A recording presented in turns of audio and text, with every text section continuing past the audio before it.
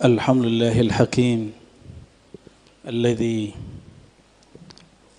علمنا بالحكم أشهد أن لا إله إلا الله وأشهد أن محمدا عبده ورسوله اللهم صل وسلم وبارك على سيدنا محمد اللهم صل وسلم وبارك على سيدنا محمد اللهم صل وسلم وبارك على سيدنا محمد وعلى آله وأصحابه ولبيته وذريته أجمعين أما بعد اللهم أخرجنا من ظلمات الوهم والجهل إلى المعرفة والعلم ومن البغض إلى الحب ومن التفرق إلى الوحدة آمين يا رب العالمين.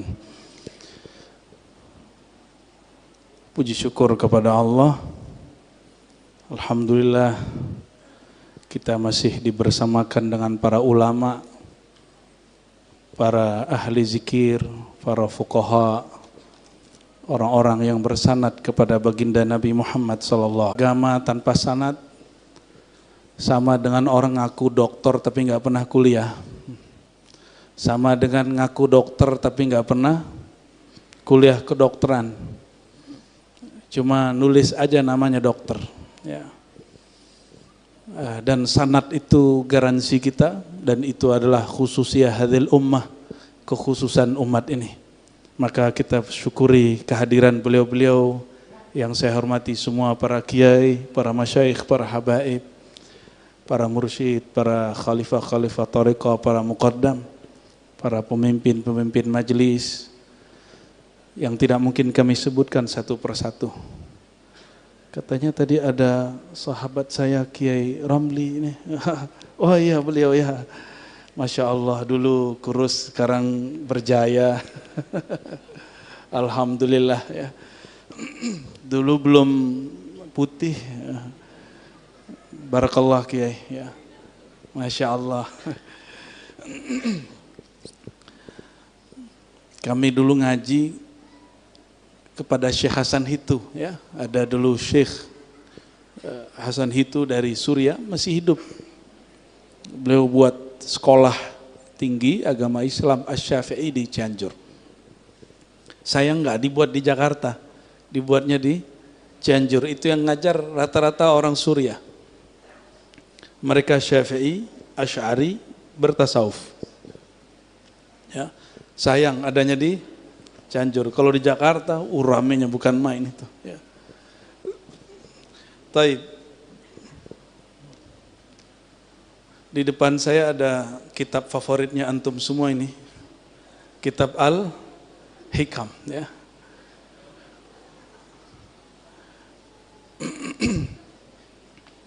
Saya buka saja hikam yang pertama ya. Tabarrukan dengan majelis yang sudah ada. Sebelumnya kita perbanyak salawat dan salam kepada ruhaniyah baginda Nabi Muhammad sallallahu alaihi wasallam. Salatu wassalamu alaika ya sayyidana ya Rasulullah. Salatu wassalamu alaika ya abal arwah. Salatu wassalamu alaika ya habiballah. Dan mari kita baca surah Al-Fatihah untuk Imam Nataillah Sekandari, para aulia-aulia negeri ini, para mursyid-mursyid di negeri ini, para ulama-ulama, habaib, para kiai yang berjasa mengisi keislaman di negeri ini. Lana walahum al-Fatihah. Bismillahirrahmanirrahim. Iyyak na'budu wa iyyak nasta'in. Shiratal ladzina an'amta 'alaihim ghairil maghdubi 'alaihim. Kitab Al-Hikam Bapak Ibu bukan kitab yang rumit. Yang penting tahu cara bukanya. Sama kitab fikih itu tidak rumit, yang penting tahu cara bukanya. Sama juga kitab hadis tidaklah rumit, yang penting tahu tekniknya. Saya diprotes banyak, Kiai, kenapa kamu buka hikam? Itu kan rumit. Yang ngomong ahli fikih. Saya bilang, bagi saya kitab fikih yang rumit, Kiai. Kenapa? Dari kecil saya ngaji hikam. Baru kuliah, saya ngaji kitab fikih berat. Seperti al-ashbah wan nazair ya. Kita tes dulu ya. Di luar enggak kena. Tes. Sahih enggak?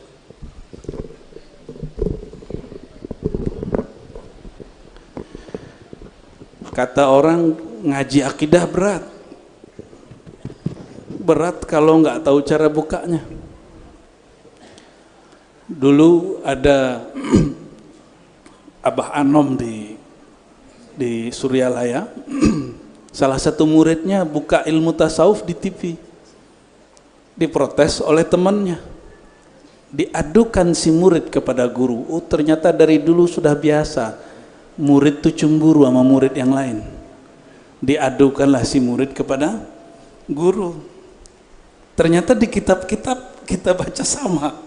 Si murid diadukan oleh murid yang lain. Diadu. Kalau gurunya bukan wali Allah, itu gurunya kena kesusupan. Kena was-was minal jinnati wan nas. Hati-hati. Jadi guru itu nggak mudah juga. Apa kata beliau? Kalau yang buka ahlinya nggak apa-apa. Maksud beliau kalau yang buka ente baru masalah. Tapi kalau yang buka ahlinya nggak ada masalah. Imam Bukhari diadu dengan gurunya namanya Muhammad Az-Zuhli di kota Nisapur. Tengkar jadinya.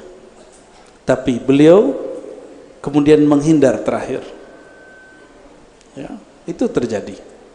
Jadi guru murid kemudian diadu orang kena. Tapi Imam Bukharinya mengalah. Makanya Bapak Ibu saudara-saudariku tidak begitu kenal dengan nama Zuhli. Betul enggak? Kenalnya lebih kepada Al-Imam Al-Bukhari. Maka Allah sayang kepada orang yang ngalah. Ya. Baik. Jadi kalau ada orang ngajar satu kitab lalu berhenti karena dikatakan begitu, itu tanda mohon maaf dia belum bermakom di situ. Dia ngikut selera orang, bukan orang harus ikut selera dia. Guru kalau begitu dia tidak akan tahan mengajar. Nabi Muhammad kalau begitu mengikuti selera masyarakat yang tadi aja, ngikutin selera masyarakat, maka beliau akan berhenti berdakwah. Ya.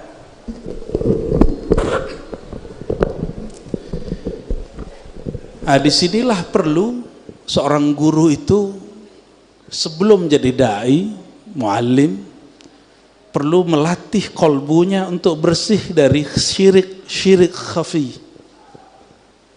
Syirik khafi itu lebih dahsyat dari riya yang kita bayangkan. Riya itu ru'yatul amal, kata Imam Ghazali, melihat diri beramal. Lebih dari itu. Riya itu kalau yang standar hubbul madah, yang paling menakutkan bagi orang bukan itu. Senang dipuji itu biasa. Kalau riya senang dipuji rata-rata kita lolos.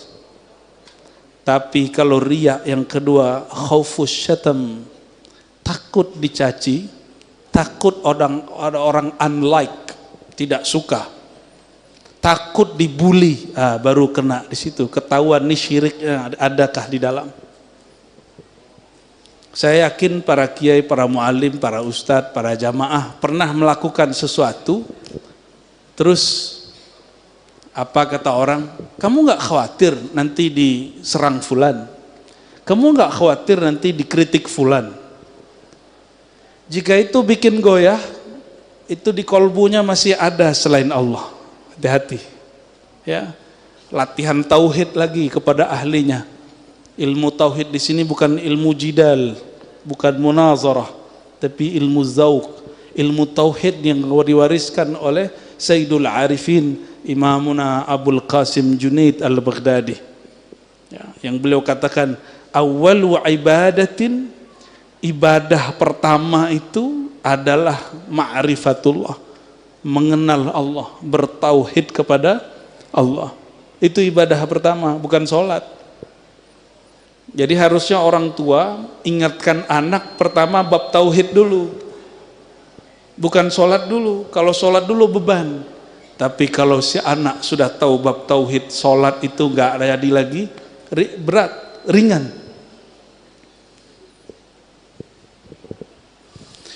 Jadi kalau baca hikam, apa beda dengan fikih? Kalau fikih Bapak Ibu, itu bagian dari ilmu zahir.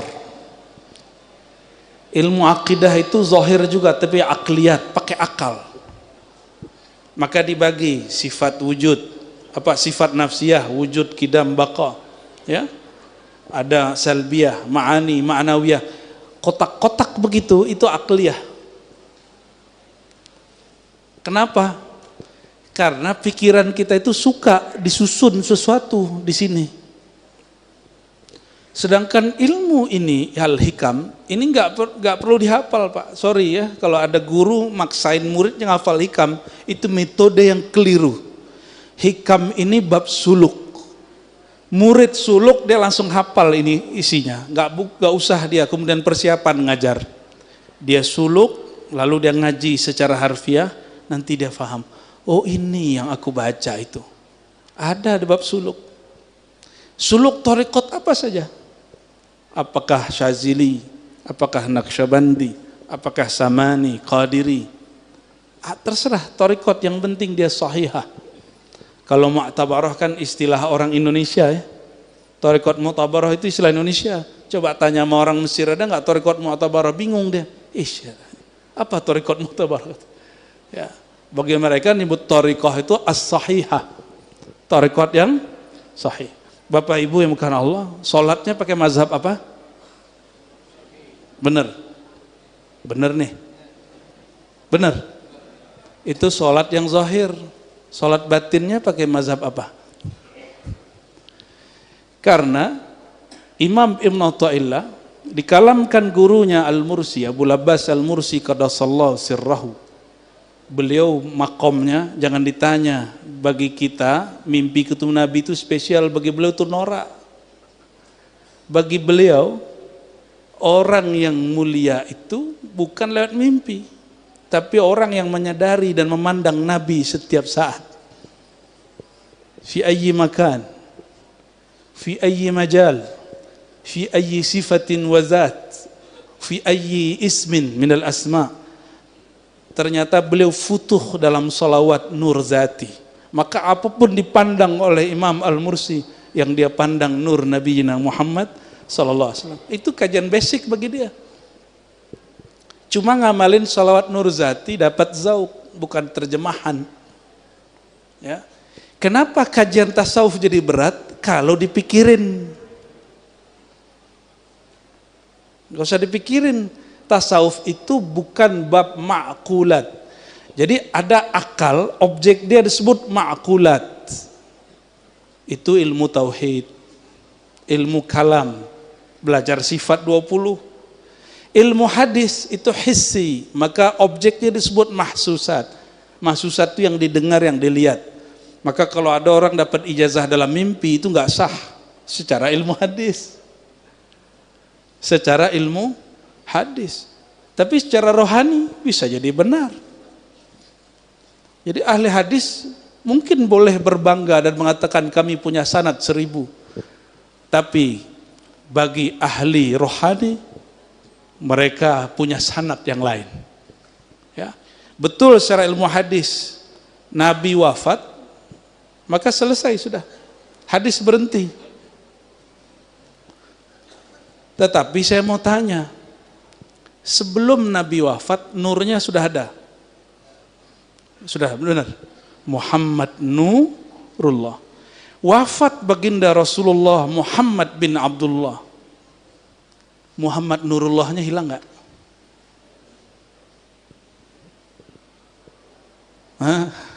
Gimana?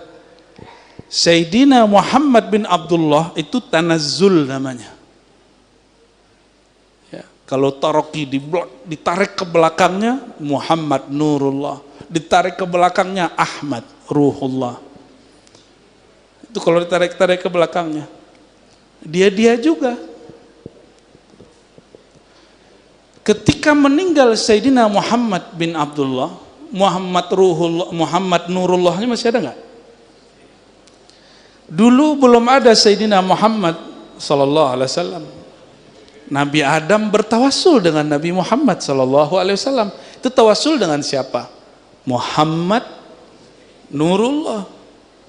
Nurnya. Karena fisiknya belum ada. Ya, fisiknya belum ada.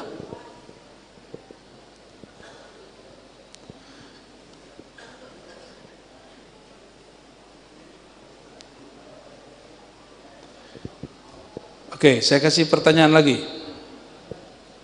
Ini berat nggak dari tadi? Bisa ngikuti? Ya, biasanya yang nggak nerima itu Ustadz. Ya, ini kok kajian berat nih kok dibuka. Berat menurut Ustadz belum tentu menurut orang yang tasdik walaupun dia awam. Ya, belum tentu menurut orang yang awam, penting dia tasdik. Ustadz Kiai, mohon maaf kalau nggak tasdik ilmu ini sulit terima. Walaupun sudah dapat ijazah thariqat 30. Kan ijazah wirid. Wirid, kalau wirid mah gampang Pak. Saya punya ijazahnya banyak. Tapi ilmu hakikat, ilmu kemakrifatan itu jalan pintas kepada Allah Subhanahu wa taala. Antum pilih duduk sama ulama atau wiridan 70.000, pilih. Pilih mana? Hah? Benar. Ya, itu ada di kitab ini.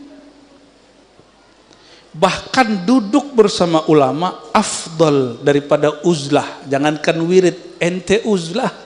Tinggalkan dunia. Itu lebih afdol duduk sama arif billah.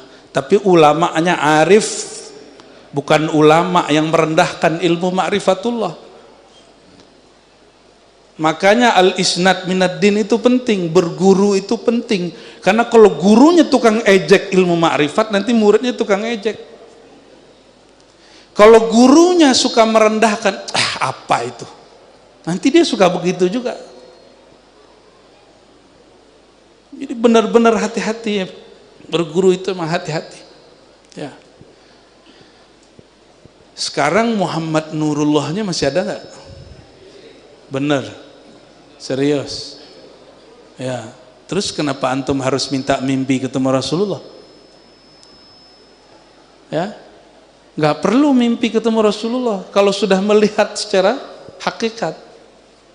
Orang yang masih minta mimpi itu orang awam. Mohon maaf. Orang mimpi itu ilmu mimpi sudah dijelaskan oleh ahli neurologi, gelombang otak. Ahli otak. Jadi otak itu bergelombang. Ya, kita nggak usah sebut dengan istilah kedokteran, pakai istilah ulama ahli zikir. Ala bidzikrillah tatmainnul qulub. Ketahuilah hanya dengan menyebut nama Allah kalbu jadi tenang. Coba tanya sama dokter atau pakar ilmu neurologi itu, orang tidur mimpi itu gelombang otaknya tenang atau bergerak kencang? Dia tenang. Rasulullah SAW itu gelombang otaknya tenang ketika beliau sedang sadar. Maka beliau melihat yang dilihat orang dalam mimpi. Ulama wali Allah arif billah itu gelombang otaknya sampai tenang padahal matanya melek. Makanya dia bisa lihat yang gak dilihat oleh mata ini. Gak perlu belajar ilmu aneh-aneh, cukup tenangkan kolbunya, maka nanti dia akan lihat yang gak dilihat oleh mata ini, tapi dilihat oleh basirah. Dilihat oleh basirah. Maka orang yang bermimpi itu hanya buah di dalam jaganya, dia sudah jatuh cinta kepada Rasulullah SAW. Maka ketika dia tertidur, cinta itu bergerak. Bisalah dia melihat baginda Nabi Muhammad SAW. Tidak hanya baginda Nabi Muhammad SAW, arwah para nabi, arwah para aulia bisa ketemu. Makanya kakek gurunya Ibnu Athaillah namanya Abul Hasan Asy-Syadzili. Apa kata beliau? Saya berguru kepada Jibril tuh. Antum bisa percaya nggak beginian? Ada di kitab Lataiful Minan, kitab standar itu di tasawuf. Apa kata beliau? Aku ngaji kepada Jibril, ngaji kepada malaikat, ngaji kepada arwah-arwah, bahkan ar-ruh al-akbar. Saya awal baca kitab itu agak ngeri juga bacanya. Tapi setelah kita kemudian mengkomparasikan ilmu agama, ilmu kedokteran, kan ilmu ini sama dari Allah semua. Barulah kita faham. Ibnu Athaillah As-Sakandari ini kolbunya sangatlah tenang. Saya mau tanya Pak, ini pernah saya tanyakan kepada orang-orang di luar. Kitab ini ditulis sebelumnya di kolbu guru atau di kertas yang ada di lemari guru?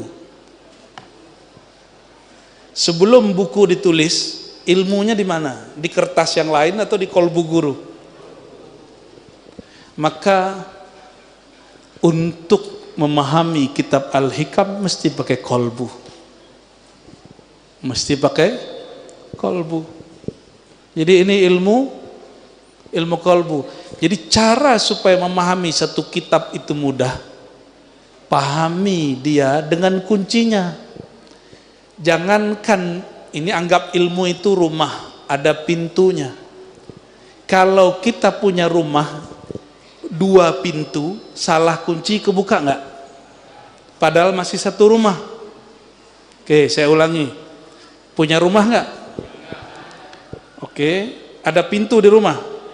Bentuk pintunya sama, bentuk kuncinya mirip, cuma beda giginya sedikit. Bisa buka nggak? Ini dia ilmu. Ilmu apa saja? Antum mau bicara ilmu apa saja setelah ini boleh, yang penting tahu cara bukanya. Mau bicara fikih, mau bicara filsafat, katanya filsafat haram. Kalau haram filsafat, haram belajar matematika. Karena matematika itu ilmu yang muncul dari ilmu filsafat. Ini pada belajar matematika nggak? Ya, kayaknya nilainya 4 ini. Ya. Adakah ilmu di alam semesta tidak bersumber dari Allah? Ada nggak? Semua ilmu bersumber dari yang ada. Orang berilmunya tidak amanah. Nah, makanya ada orang gunakan zikirnya untuk membunuh orang. Santet, tapi islami kata dia. Santetnya soleh. Ya, pakai hizib. Ngeri kali. Itu ciri-ciri orang dapat istidraj. Apa kata dia? Kalau ada orang ganggu aneh pasti hancur. Nah, ada orang ngomong begitu? Ada orang ngomong begitu? Ente kena istidraj. Itu orang nggak punya kolbu. Belagu amat. Ada orang ganggu kita hancur dan dia bangga. Orang mau ganggu aneh mati, tuh dia sedih, dia bangga. Apakah Rasulullah begitu? Enggak. Rasulullah SAW enggak begitu. Bapak Ibu yang bukan Allah, selama ini orang ngaji tasawuf, mohon maaf identiknya wirid. Wirid itu hanya 1% dari tasawuf. Ijazahan itu cuma 0,0 sekian persen daripada tasawuf. Tasawuf itu ujungnya cuma 1. Anta'budallah ka'annaka tarah. Ya. Ta'buda itu terjemahan harfiahnya menyembah.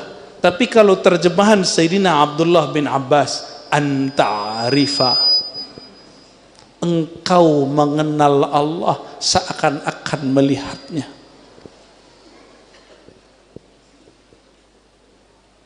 Kalimat ini kan seakan-akan. Kenapa?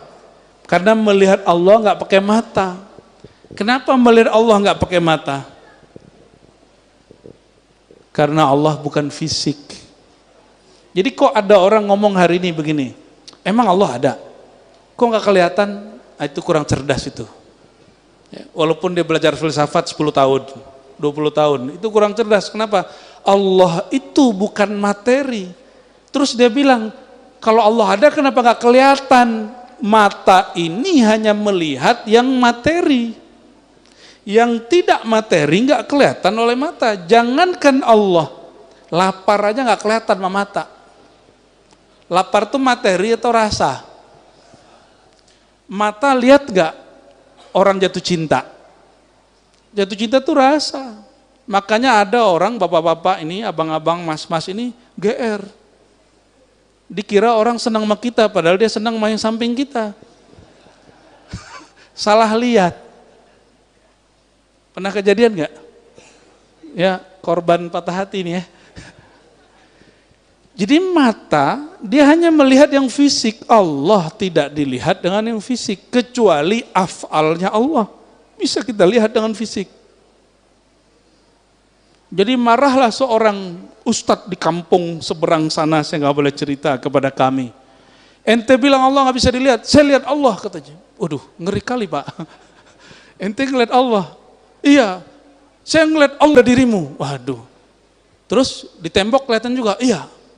Saya tanya, di kelihatan nggak? Kurang hajar dia itu. Ya. Kok bahasanya melihat Allah di semua tempat? Itu bahasa begitu nggak pas. Yang pas itu ra'aitu fi'lallah. Aku lihat perbuatan Allah. Kalau perbuatan Allah kelihatan. Ini kelihatan nggak saya hari ini? Malam ini? Allah lagi ngapain? Allah malam ini ngapain? Malam ini nih ngapain Allah nih?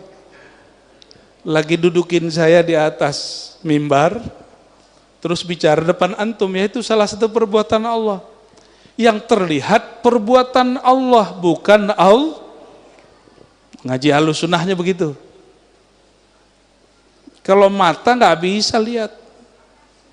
Maka ketika Imam Mursi mengatakan, aku melihat Rasulullah di semua hal, itu yang dia lihat dengan kolbunya, yaitu melihat nur baginda Nabi Muhammad sallallahu alaihi wasallam. Ini langsung ngegas ya. Saya tahu di sini tempat orang wiridan Syaziliyah, maka saya langsung ngegas di sini. Ya. Mohon maaf kalau ada Pak Kiai kurang berkenan ya.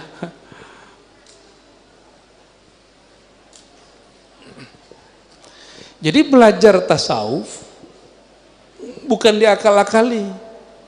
Orang yang mengakal-akali tasawuf dia akan mentok, nanti bilang tasawuf itu ribet.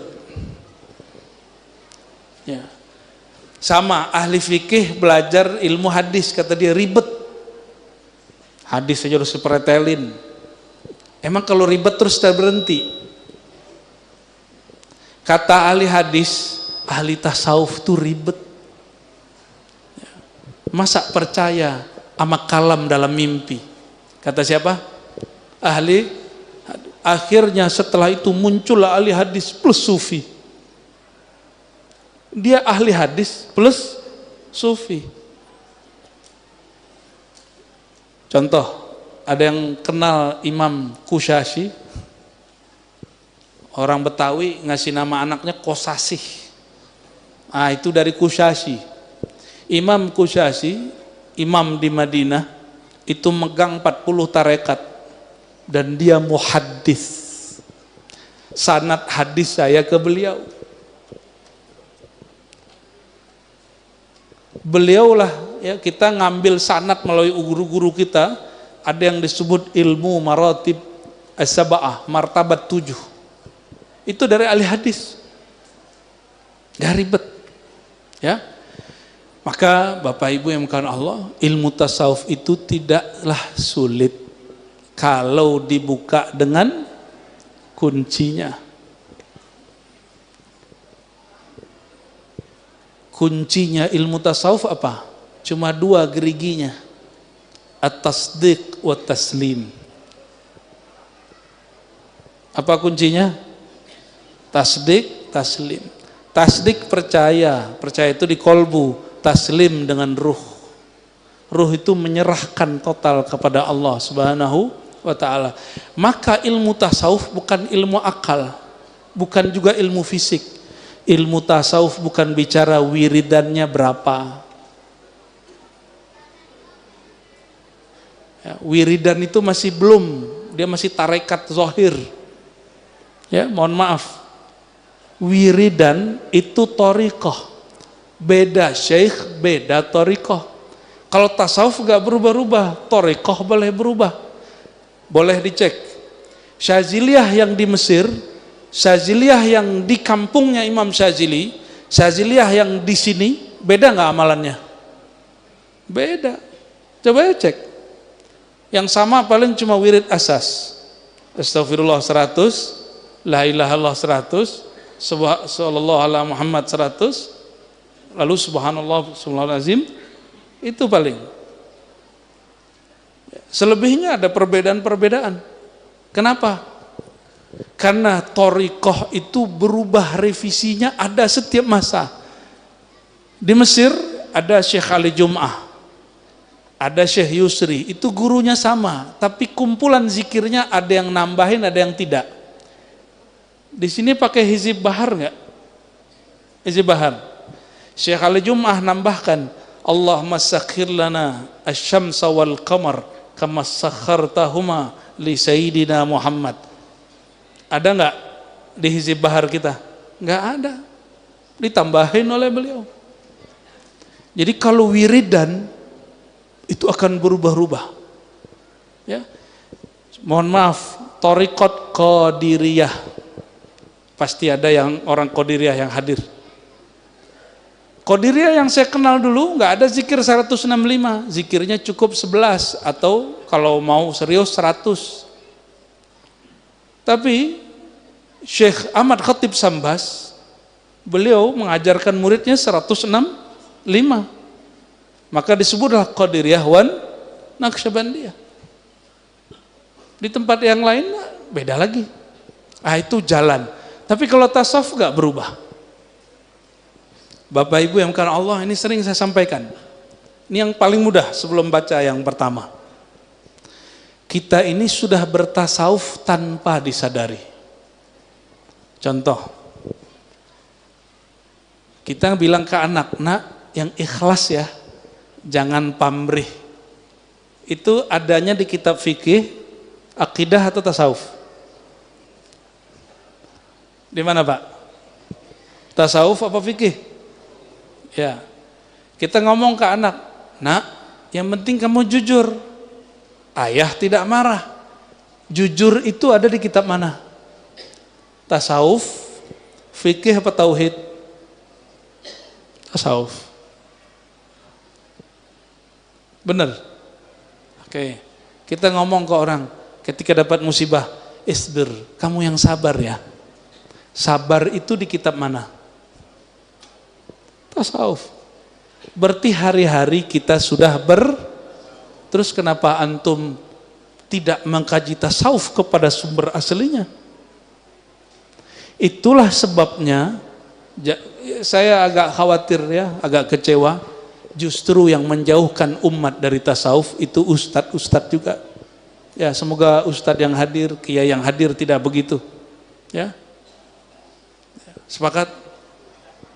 Sepakat ya?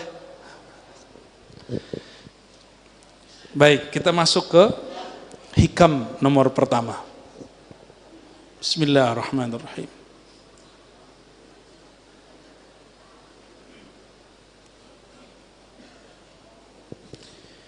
Min alamatil i'timad alal, nyandar ke dalam dirinya sendiri. Jadi mengandalkan diri, bukan mengandalkan Allah. Dia bergantung kepada dirinya, bukan kepada Allah. Ini juga syirik khafi. Ini juga syirik khafi. Apa ciri-cirinya, indikatornya, tanda-tandanya apa? Nuqsanur raja, berkurangnya rasa harap kepada rahmat Allah, berkurangnya keyakinan, indah wujudiz zalal, ketika terjebak kepada kemaksiatan. Zalal di situ tergelincir pada maksiat. Ini contoh. Malam tadi tertidur tidak tahajud, subuhnya tidak pede berdoa. Oke, pernah ngalamin begitu? Itu tanda beramal kepada tahajud, bukan kepada Allah. Emang Tuhan saat tahajud dengan Tuhan saat kita nggak tahajud sama atau beda? Sama nggak? Beneran nih? Bener nih. Kalau lagi haji umroh, yakinnya apalagi depan multazam, yakin doanya dikabulkan. Tapi kalau lagi di Mampang, doanya nyangkut di pohon. Rasanya begitu. Kenapa? Begitulah Ustaz. Kalau saya lagi di Mekah, rasanya Allah dekat. Emang kalau di Mampang Allahnya lain? Allah di Masjid Al-Istiqmal, benar? Allah yang di Masjid Nabawi, Masjid Al-Haram sama atau beda? Benar? Serius? Terus kenapa Allahnya berubah-ubah? Allahnya yang dekat atau antum yang menjauh? Jangan-jangan.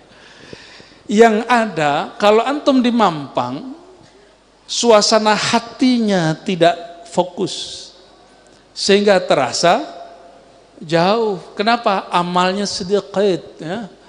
Kalau lagi di Masjidil Haram, amalnya banyak. Saya mau tanya, mohon maaf, emang Allah akan melihat kedekatan seseorang melalui amal yang belum tentu diterima itu? Itu amal antum di sana juga belum tentu diterima, di sini juga belum tentu diterima, sama kok. Haji umroh, haji sekali seumur hidup wajibnya, umroh juga sama. Sedangkan sholat berapa kali sehari? Harusnya orang habis sholat lebih yakin dia daripada habis haji. Kenapa? Haji cuma sekali Pak, wajibnya. Kalau sudah haji sekali, yang keduanya sunat apa wajib? Kalau habis sholat zuhur kemarin, besok sholat zuhurnya wajib nggak? Ya, teman saya ada yang agak nggak tahu keblinger atau apa ya. Udah sholat zuhur belum? Udah kemarin. Udah sholat isya belum? Udah kemarin. Kita serius, dia canda. Bapak saudara bukan Allah. Kenapa ada hadis begini? Salasu da'awat la turad. Ini hadis sahih. 3 doa yang tidak pernah ditolak. Nomor 3-nya, dan ini disetarakan dengan 1 dan 2. Orang puasa, shaimun hatta yuftir, sampai dia berbuka. Yang kedua, imamun adl.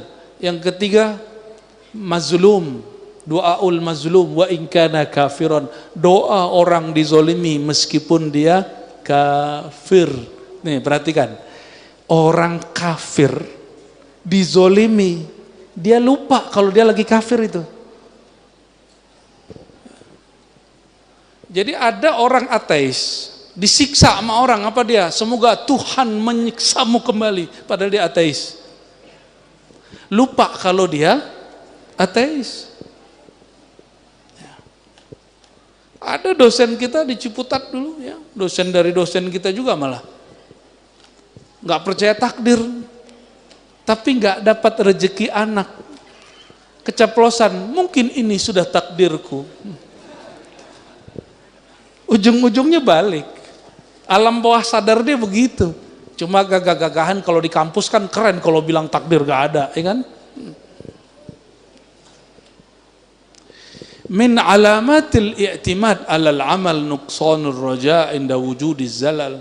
Ciri-ciri orang yang imannya itu masih akan naik turun, belum imannya itu subut, tetap.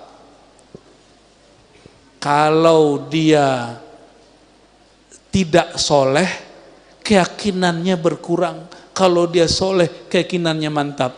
Sepertinya kebanyakan kita diajarkan begitu. Banyak-banyak beramal supaya doanya mustajab. Emang kalau nggak beramal, doa nggak mustajab. Tuh orang kafir gimana? Dizolimi, doanya mustajab. Wa in kana kafiron, meskipun dia kafir. Ini hadis begini kan menunjukkan ada asrar di situ. Ada asrar di situ. Apa asrarnya? Allah itu nggak bergantung sama amal orang.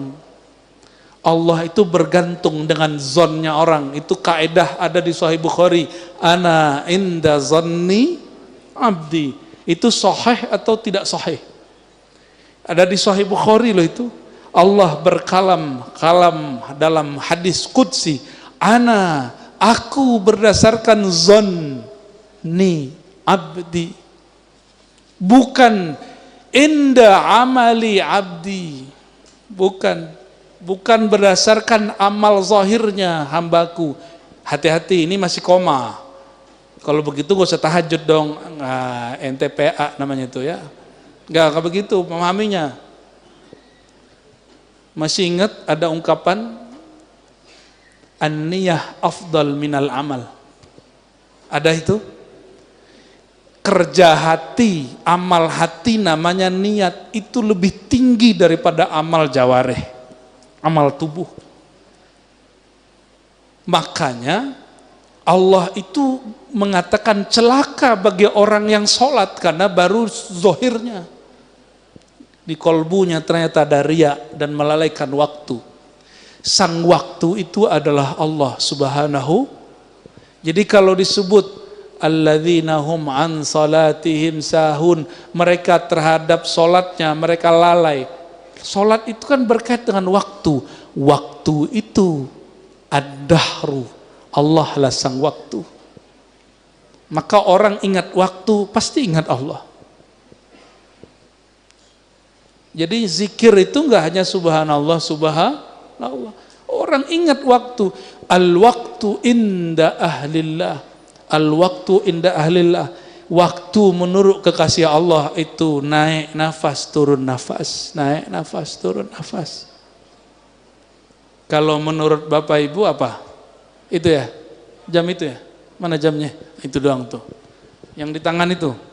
Oh sekarang orang-orang kemana-mana bawa handphone. Ada jam di situ. Tek, tek, berubah-ubah gitu ya. Itu bukan waktu. Itu penanda waktu. Ya. Bisa jadi jam kita beda. Jam berapa nih? 9:30. Coba cek jamnya, benar nggak? Cek Pak, jamnya berapa? Sama. Beda tipis kan? Tuh.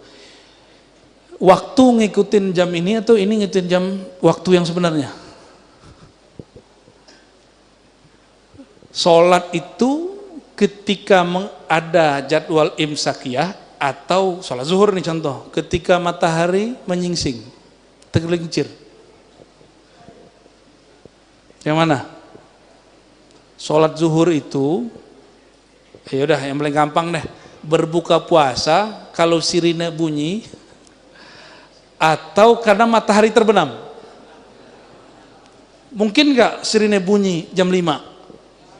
Oh kejadian Pak, kejadian di kampung saya, nggak tahu kalau di Mampang. Iya, bener ya. Oke, kembali ke bab ini. Orang yang beramal dengan kolbunya pasti badannya beramal. Dan mohon maaf, kita selama ini hanya diajarkan ilmu amal zahir, ilmu amal kolbu jarang diajarkan. Makanya sering ngomong bertasawuf itu sulit.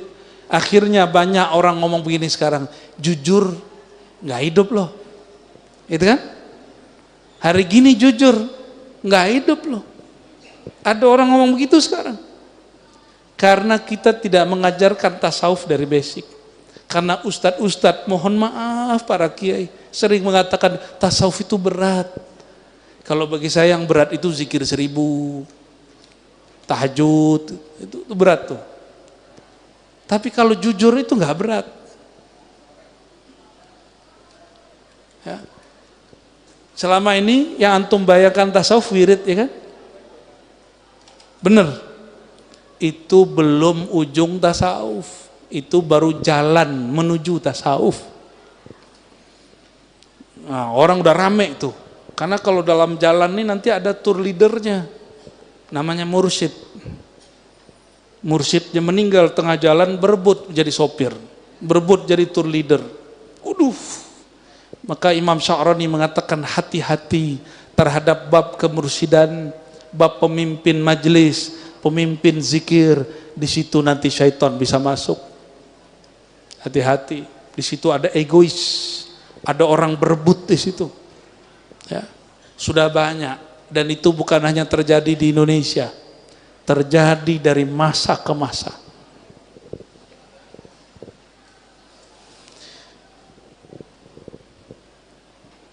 Jadi tanda-tanda orang belum tulus bertuhan, belum mantap hatinya kepada Allah, mesti ada dari luar penguatnya, baru dia yakin. Bukan dari dalam, bukan dari kolbunya. Ini bahasa yang, ini jangan salah paham. Kalau lagi maksiat, lagi taat, Tuhannya sama nggak? Orang maksiat, orang taat, Tuhannya sama atau bukan? Bener, tersesat loh. Bener nggak? Ya. Makanya orang maksiat nggak boleh putus asa. La taqnatu. Ya. Jangan kamu berputus asa dari rahmat Allah. Itulah kejadian pada orang yang membunuh 99, yang ke 100 yang dibunuh kiai. Nih hati-hati nih, kiai nih bisa dibunuh orang nanti nih. Siapa yang bunuh? Orang mau tobat, dia bilang, Pak Kiai, saya ini sudah bunuh 99 orang. Belum dia selesai bicara, apa kata orang si Kiai? Ente terlaknat. Orang kayak ente ini khalidan abadan finnar. Jadi panitia neraka ini sudah ada dari dulu ya. Itu hadis Sahih Bukhari itu, Pak. Nabi cerita tentang Israiliyat yang sahih. Bahwa ada ulama-ulama yang suka jadi panitia neraka, padahal dia belum pernah ke neraka juga. Siapa tahu ada nama dia di neraka, kan nggak tahu. Ada yang sudah berkunjung belum studi tour ke neraka? Cek dulu nama kita ada di sana nggak? Antum neraka-nerakain orang. Kata Rasulullah SAW mengatakan, di surga ada namamu, di neraka ada namamu. Masalahnya nama yang di neraka sudah dihapus belum? Kalau sudah dihapus, antum baru bisa main sembarangan ngomong, ya. Tapi siapa yang begitu?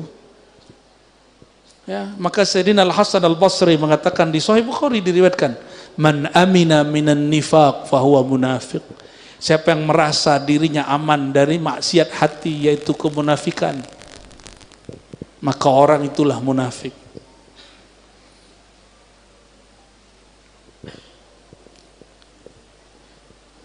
Oke, pertanyaannya diulang lagi ketiga kali nih. Tuhan saat maksiat, Tuhan saat taat sama atau bukan? Benar. Tuhannya penyihir dengan Tuhannya ahli bertauhid yang berdoa dengan zikir sama atau bukan? Terus kok bisa penyihir lebih ampuh daripada ahli zikir? Karena si penyihir yakin ahli zikir sibuk sama angka.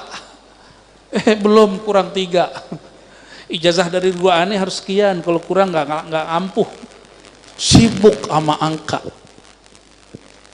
Padahal angka itu cuma membantu frekuensi kolbu. Mungkin di angka sekian sama lisannya sejalan dengan kolbunya, itu yang disebut dengan muwafaqah. Ya, baru dia nyambung.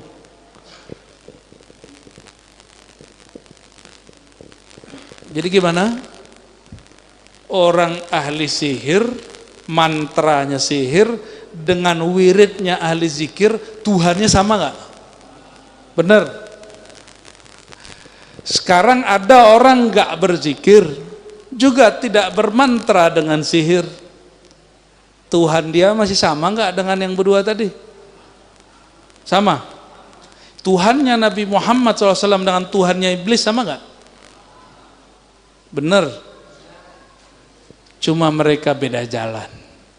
Tuhan Nabi Adam dengan iblis sama. Bener sama. Kita cek di Quran. Di Quran Nabi Adam berdoa, Rabbana zalamna.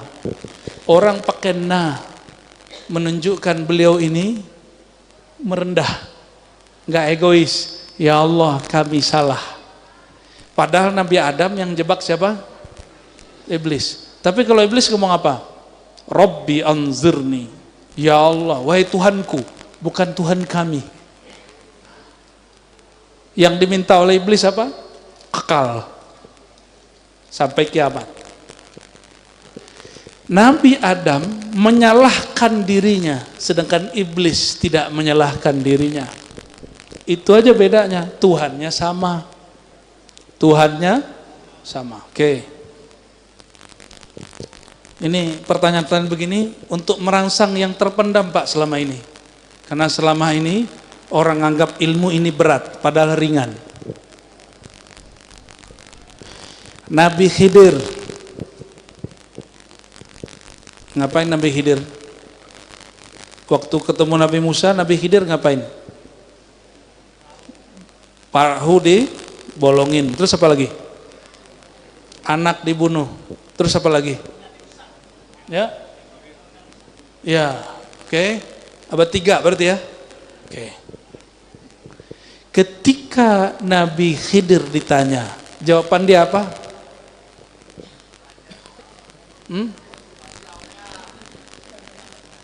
Oh bukan.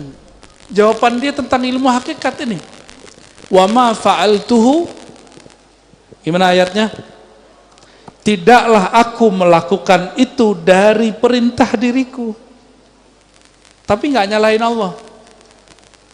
Padahal Nabi Khidir, Nabi Musa sama-sama faham bahwa itu hakikatnya adalah Allah. Coba perhatikan, ini adab orang bertasawuf.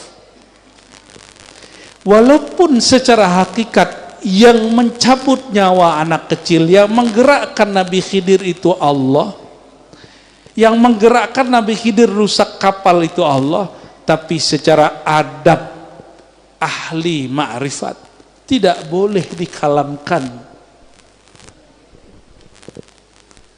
Jadi tasawuf itu sederhana, bicara adab. Bicara adab. Jadi ada orang datang kepada saya, apa kata dia? Kata dia nih Pak, Muhammad yang di Madinah itu sudah mati. Ngomongnya begitu. Muhammad yang di Madinah itu sudah mati. Sebanyak tuh orang nama Muhammad di Madinah, yang mana yang dimaksud tuh? Tapi Muhammad dalam diriku masih hidup. Nah, dia ingin bicara hakikat, tapi adabnya nggak dapat. Adabnya nggak dapat. Perlu nggak dia ngomong begitu? Muhammad Madinah itu mati. Seharusnya dia nggak ngomong begitu. Kalau ada Umar, digorok langsung sama Umar itu. Benar nggak? Yang soal ahli marifat, ini bukan di sini ya, yang nonton. Jika ada Umar, ente ngomong begitu, digorok sama Umar. Kenapa? Ma'rifat tuh ujungnya adab. Adab tuh ringan, nggak usah dibicarakan yang begitu. Bicarakan dengan lafaz yang sedikit dikunci. Itulah kuncian. Hikam ini berhasil menguncinya dengan baik. Makanya sampai hari ini kitab hikam ini setelah Al-Quran, Bukhari, Muslim, dalam tasawuf ini yang lebih populer. Ini dengan kitab Ihya itu popularitasnya. Kalau sekarang ini hikam ini orang, mungkin dia paling viral. Entah dia, entah Ihya. Antara dua kitab itu. Ya. Cuma kan nggak ada Pak istilahnya kitab viral kan. Nggak ada. Nah, Ibnu Athaillah itu mengajarkan di kitab ini kalau bertasawuf pakai adab. Kenapa? Bedanya iblis dan Adam, Sayyidina Adam alaihissalam Tuhannya Allah, iblis Tuhannya Allah. Iblis minta nggak beradab, Sayyidina Adam minta dengan adab. Itu aja bedanya. Sama-sama ngomong ma'rifat, sama-sama ngomong ma'rifat. Nabi Muhammad sudah diizinkan bertemu zatullah, tapi Sayyidina Muhammad tidak pernah mengatakan ana Allah. Disitulah Al-Hallaj kena. Meskipun secara ilmu hakikat Al-Hallaj itu benar, tapi secara adab Nabi Muhammad yang makomnya lebih tinggi dari Hallaj nggak pernah ngomong begitu. Makanya yang menyidang dia wali juga. Sama dengan Syekh Siti Jenar. Saya percaya dengan makom beliau. Tapi karena dia berbicara sesuatu yang Nabi Muhammad SAW tidak membicarakannya secara terang-terangan, tapi dia bicarakan, maka dia kena hukum melanggar adab. Bukan hukum dosa, bukan hukum sesat seperti yang dibayangkan sebagian ahli akidah. Kenapa? Karena Al-Hallaj Syekh Siti Jenar bukan bicara bab akidah.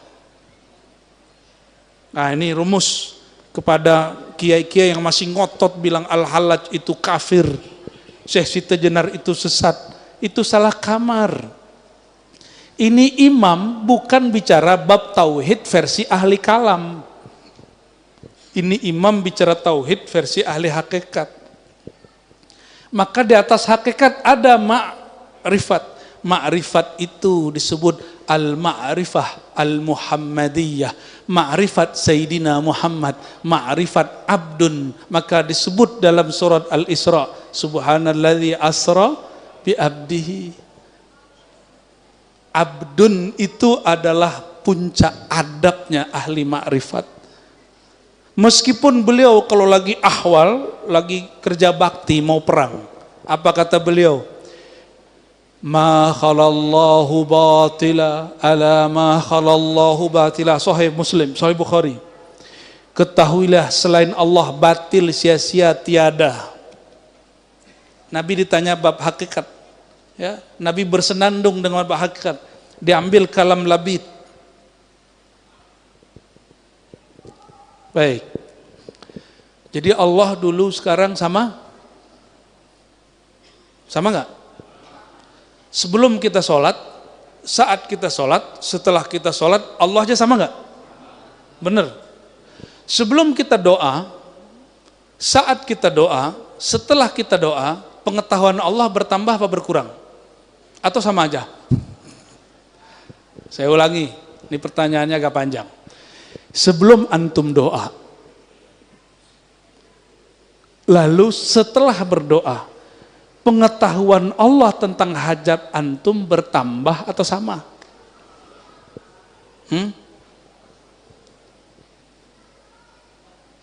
Sama apa nambah? Bingung kan?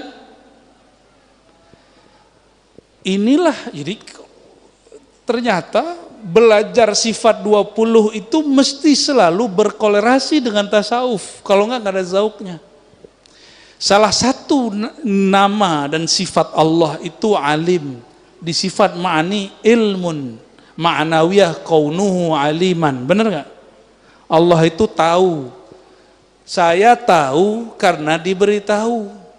Saya tahu tadinya belum tahu. Kalau pengetahuan Allah, dia maha tahu tanpa diberitahu.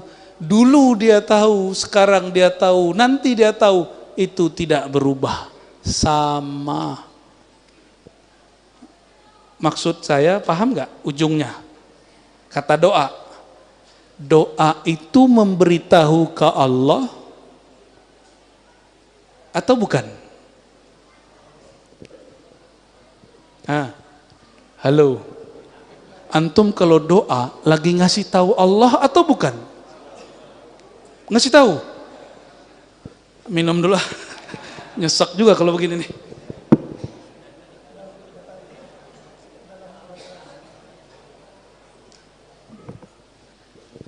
Kita kalau doa, kalau doa, antum doa, itu memberitahu Allah atau bukan? Wah, mulai mikir nih, mulai loading nih. Saya ulangi, Allah Maha Tahu, sifat ma'ani, ilmun, ma'anawiyah, kaunuhu, aliman. Bagaimana dia tahu? Bighairi wasitatin, wala sababin, wala ta'allumin, wala ta'limin. Allah itu tahu tanpa sebab, tanpa alat, tanpa diberitahu, tanpa belajar. Itu kaidahnya. Oke. Allah tahu nggak dengan hajat yang kita kalamkan dalam doa? Sebelum kita berdoa. Bahkan sebelum kita ada. Benar nih. Sebelum antum ada, Allah sudah tahu belum yang bakal dibaca dalam doa itu? Terus doa kita untuk apa? Gak usah doa gitu. Gak usah doa gitu. Jadi doa untuk apa?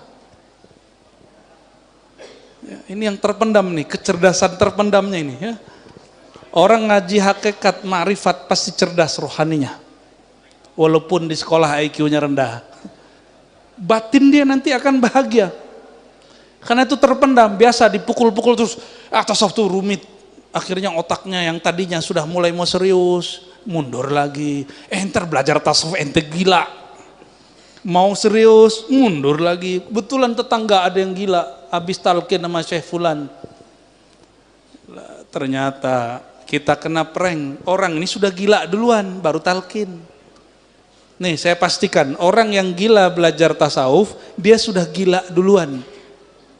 Karena saya kan ngajar tasawuf. Dulu kan pernah jadi murid juga. Dan pernah ngelihat ada orang gila belajar tasawuf, lalu orang kampung bilang, "Tono, lihat no, kalau ente belajar tasawuf gila." Emang dia udah gila duluan.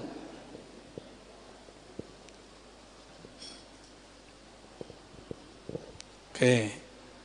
Kalau Allah pengetahuannya sama, dulu, sekarang, dan nanti sebelum kita ada, Allah sudah tahu apa yang mau kita kalamkan, yang mau kita minta. Terus doa itu apa? Bukan memberi tahu, bukan mengingatkan Allah yang lupa, karena Allah tidak pernah lupa. Ini kebanyakan orang awam berpikir Allah itu lupa dengan hajat dia. Allah itu lalai dengan dia.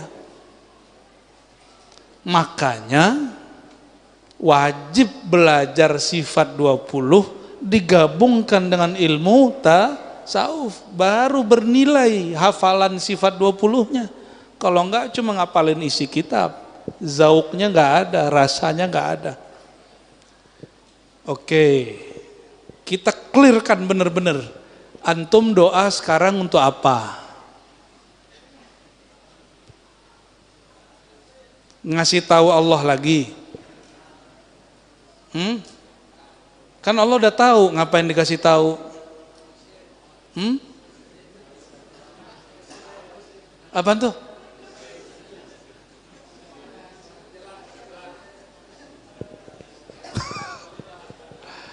Oke, bagian sini apa? Kalau doa ngapain? Minta. Ya doa ya minta. Meminta itu sifat apa?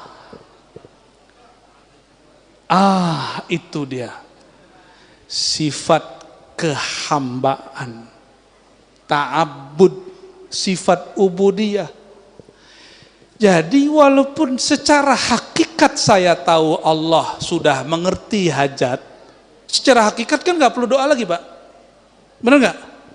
Ngapain juga doa Allah udah tahu secara hakikat. Tapi dalam bab al-adab al-Muhammadi yang diturunkan jadi syariat yang indah bernama syariat Islam, ada namanya ritual doa. Doa itu adalah makom penghambaan. Menghambakan itu. Makanya orang kalau belajar ilmu hakikat sombong-sombong, songong-songong kalau nggak belajar adab rohani. Ngapain lagi sholat? Kan Tuhan dalam diri aneh gitu. Ada yang ngomong gitu nggak? Ya, ada yang ngomong gitu? Tuh orang-orang PA tuh. Ya, belajar hakikat nggak belajar adab. Adab rohani. Lebih tinggi adab itu yang dimaksud al-adab muqaddamun ala ilmin wa amalin. Itu yang dimaksud. Bukan adab-adab nunduk-nunduk, itu adab sesama manusia. Adab tertinggi itu kepada Allah. Itulah tasawuf. Jadi tasawuf itu tidak hanya belajar akidah akhlak yang kita pelajari di sekolah itu. Itu cuma akhlak kepada makhluk. Akhlak tertinggi kepada Allah. Jadi sekarang doanya coba dinaikin kelasnya. Kalau ada yang berkeyakinan saya doa ngasih tahu Allah, itu akidah ahlus sunnah atau ahlul bid'ah. Sebelum doa, dia berpikir Allah belum tahu. Terus dia doa, wah ngasih tahu Allah dulu lah. Orang begini akidahnya sesuai dengan ahlus sunnah atau bid'ah? Kalau ahlus sunnah gimana tadi? Allah dulu sudah tahu. Sebelum kita doa, sebelum kita ada, Allah sudah tahu. Terus doa itu apa? Sekedar penghambaan, menghina dinakan diri di hadapan Allah. Makanya meminta. Meminta itu penghambaan kepada Allah. Nah itu nyambungnya. Antum faham begini, doa satu cukup. Rabbana atina fid dunya hasanah wa fil akhirati hasanah wa qina adzabannar. Udah sampai semuanya itu udah. Cuma orang kalau faham bab begini, dia pakai dalam rohaninya. Dia berdoa, nggak pengen berhenti. Justru tambah suka berdoa. Baru terasa lezatnya meminta. Jadi kenapa sekarang kita kalau berdoa itu kayak maksa, kerasa kayak dipaksain gitu. Apalagi doanya dapat ijazah dari guru, kata guru. Ini baca 3000 kali, dilihat bahasa Arabnya Masya Allah, tulisannya kayak ular. Ini ijazah dari kiai di Mampang nih ya. Dibacanya berapa kali? 3000. Bentuknya kayak. Jadi kita ini selama ini sering datang ke kiai yang diminta cuma wirid, itu beban Pak. Nah, di hikam yang sudah sering ngaji hikam, apa kata beliau? Syaikhuka man la yutaibuka. Gurumu bukan yang suka membebanimu, membuat kamu lelah dengan wirid riyadhah. Gurumu adalah orang yang membuat semua wirid, semua mujahadah, semua riyadhah menjadi mudah. Dia sama-sama zikir 1000. Bagi yang pemburu wirid jadi beban. Bagi orang yang sudah kenal ilmu hakikat dan adab, 1000 itu jadi asik. Zikirnya sama, tapi rasanya beda. Makanya kalau belajar di YouTube, dapat zikir 1000 ijazah online, dengan ketemu kiai, lalu disebutkan rahasianya, itu 1000 yang dari YouTube itu rasanya berat, yang dari kiai rasanya ringan. Itu energi orang ketemu. Bapak Ibu yang bukan Allah, saudara-saudariku, yang tadi itu berat atau biasa aja? Menurut saya sih biasa aja. Ini biasa, cuma jarang dibahas. Jarang dibahas toh, padahal dia biasa aja. Dia cuma membahas sifat 20. Cuma membahas doa yang selama ini kita kerjakan hampir setiap hari. Ibu-ibu sukanya ngapain? Nazar, benar nggak? Dia kira nazar bisa merubah takdir, itulah awam. Bapak Ibu, maka tauhid itu terbagi 3. Tauhid awam. Awam ini mengira peran dia berpengaruh pada Allah. Doa dia memberitahu Allah. doa di Mekah dengan doa di Mampang lebih cepat di Mekah. Padahal Tuhannya sama. Benar? Ya. Orang taat, orang maksiat. Kalau doa, kira-kira duluan mana sampainya?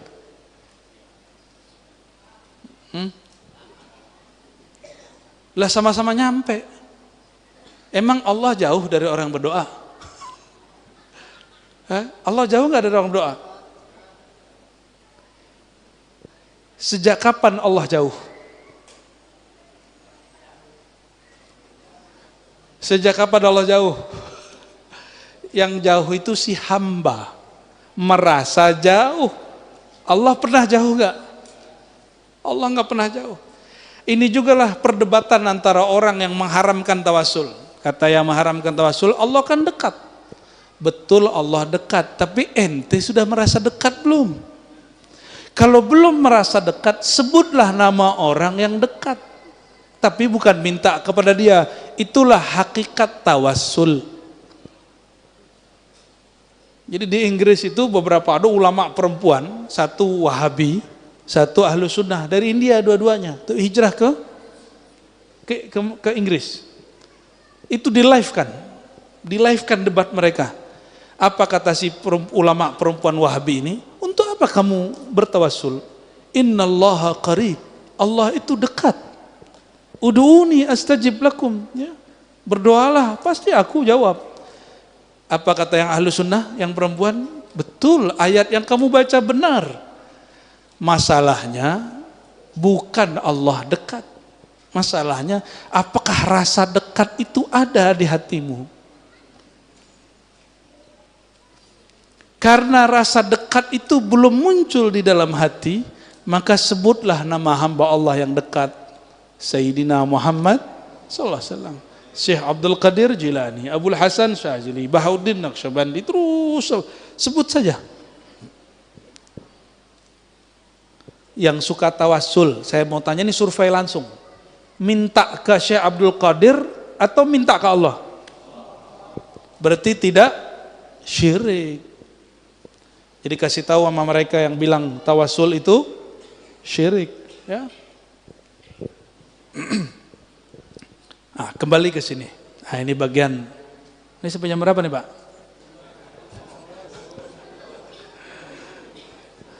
Kembali ke sini tentang tingkatan tauhid. Tauhid orang awam, kalau dia beramal, dia minta dibalas. Itu orang. Sahkah iman orang awam? Sah. Saya nggak sepakat juga dengan orang-orang sok hakikatan bilang ente belum nyembah Allah. Ada yang ngomong gitu, Pak. Ya, ente belum sah karena awam, karena masih minta pahala.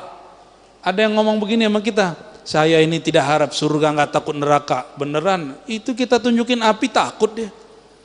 Aneh tongolin amplop agak tebelan dikit, lirik. Katanya nggak harap surga.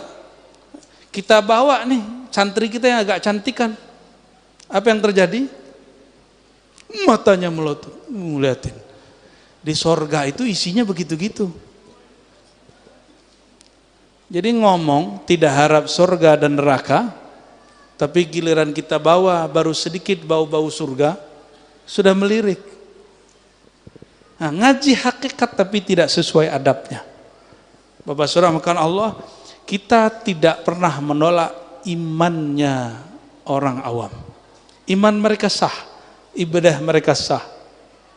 Tapi mau selama-lamanya awam, nggak apa-apa, nggak nyantri, Pak. Yang penting kolbunya nyambung dengan Allah. Kalau nyantri ada waktunya 7 tahun, kalau sama Allah mesti sampai mati. Ya, saya sudah nyantri 20 tahun kata orang.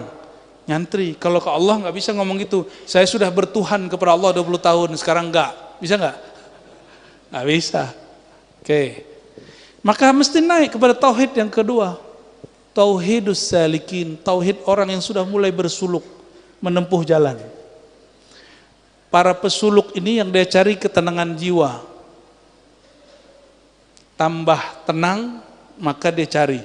Maka orang-orang begini akan pindah-pindah thariqah, pindah-pindah zawiyah, pindah-pindah rubat, pindah-pindah padepokan, ganti-ganti mursyid. Bener? Karena yang dicari apa? Nyari ketenangan. Mulai dari ilmu cakra, aura, apalagi prana, latifah yang 7, latifah sirriyah, qalbiyah, ruyah, semua dipelajari. Yang penting dapat ketenangan hati. Dia kira tujuan hidup dia cari tenang. Ini menurut orang pesuluk, makanya pada doyan amal, doyan wirid. Dikira dengan wirid banyak hati tenang. Benar, kalau dia nggak wirid dia gelisah.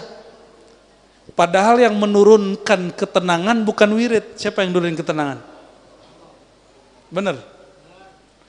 Huwallazi anzalas sakinata fi qulubil mu'minin. Dialah yang menurunkan ketenangan ke dalam kolbu, bukan ke otak. Maka walaupun dokter bisa galau, ya, bukan kepada kiai itu gelar dari masyarakat. Bukan kepada mursyid itu gelar dari guru kepada murid yang diangkat jadi mursyid. Ketenangan itu turunnya, nama pintunya adalah qulubil mu'minin. Jadi as-sakinah turun ke kolbu, dan kolbunya mesti percaya, yakin. Jadi mau tenang, jadi kolbunya mukminin. Mukminin itu artinya bukan bersyahadat, tapi orang percaya. Syahadat ketinggian. Syahadat di ilmu marifat ketinggian, Pak. Cukup percaya. Percaya itu nggak mesti lihat. Kalau syahadat mesti ada buktinya, real. Maka syahadat, kajian syahadat agak berat. Tapi kalau iman gampang, ad-dinu yusrun, beragama itu mudah. Nah, syahadat yang ada dalam rukun Islam itu syahadat mengikuti orang yang percaya. Itu syahadat imaniyah, bukan syahadat musyahadah. Nah, ini bagian terakhir.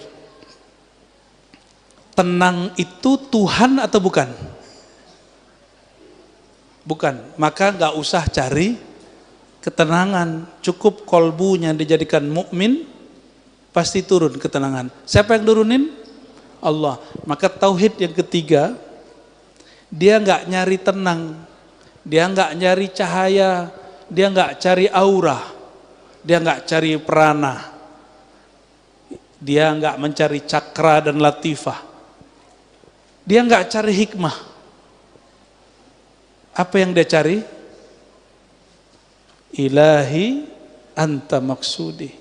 Yang tujuan dia yang nurunin sakinah. Yang nurunin, ya. Kenapa kalimatnya bukan nazzala tapi anzala? Oh, itu ada rahasianya. Kalau nazzala itu berproses dia sampai sekarang. Tapi kalau anzala sekali turun, sekali orang percaya kepada Allah, selama-lamanya kolbunya pasti tenang. Nah, inilah kata Imam Abul Hasan Asy'ari menjadi closing kita, dan itu menjadi akidahnya Imam Syazili. Apa kata Imam Asy'ari? Al-iman la yazidu wa la yanqus. Imam Ahlus Sunnah nih. Iman yang di kolbumu tidak akan naik, tidak akan turun, dia tenang. Itu yang disebut kolbu yang sudah tenang. Tetapi mazahirul iman, penampakan iman seperti wiridan, seperti sholat, seperti amal-amalan zahir, itulah yang bertambah, itulah yang berkurang. Bapak saudara yang makan Allah, ini yang mau kita capai. Yang dimaksud Allah Ta'ala di hikmah pertama, yang engkau cari itu Allahnya. Seandainya tidak diturunkan ketenangan, masih nyembah Allah enggak? Benar. Tapi kalau ada murid cari ketenangan, dia amalkan zikir gurunya, dia tidak tenang, maka dia tinggalkan gurunya. Tapi kalau murid sudah kenal bab ini, dia zikir, dia wirid, dia ngaji, tenang, gelisah atau tidak, itu nggak ada masalah bagi dia. Yang dia cari Allah, bukan ketenangan. Ya, ini masih koma. Kalau sholatnya tidak khusyuk,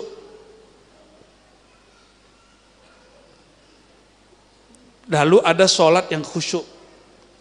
Kalau sekarang sholatnya nggak khusyuk, perasaan bertuhannya berubah nggak dengan ketika sholatnya khusyuk? Kalau berubah berarti iman yang di dalam belum sabit. Masa kalah dengan Heraklius? Kata Heraklius, begitulah orang yang sudah beriman, jika cahaya iman masuk kolbu tidak akan pernah keluar selama-lamanya. Maka sekali orang percaya kepada Allah dengan kolbunya, selama-lamanya dia tidak akan pernah murtad. Selama-lamanya dia tidak akan pernah murtad, gak akan pernah gelisah. Jemaah yang makan Allah, min alamatil i'timad alal amal nuqsanur raja inda wujudi zalal. Kalau diterjemahkan bahasa kesimpulannya, ciri-ciri hamba yang sudah tulus bertuhan, tulus menghambakan diri kepada Allah, maka dia hatinya kepada Allah tidak bergantung kepada kondisi apapun di dunia ini. Mau dia soleh tidak soleh, dia husnuzon kepada Allah. Mau takdirnya buruk tidak buruk, dia husnuzon kepada Allah. Mau sekarang rezeki banyak atau tidak banyak, rasa dia bertuhannya tidak berkurang. Mau takdirnya hari ini oke atau tidak oke, rasa dia bertuhannya tetap stabil. Itu yang dimaksud oleh beliau, mereka lah yang disebut al-mukhlisun, al-mukhlasun. Semoga Allah jadikan kita hamba-hamba yang mukhlisun dan mukhlasun. Amin ya rabbal alamin. Barangkali itu sudah jam 10 ya. Dan saya baru pulang dari Kepulauan Riau, belum sempat istirahat juga ya. Insyaallah jika ada masa kita berjumpa kembali. Subhanakallahumma wa bihamdika asyhadu an la ilaha illa anta astaghfiruka wa atubu ilaik. Wassallallahu ala sayyidina Muhammad. Assalamualaikum warahmatullahi wabarakatuh.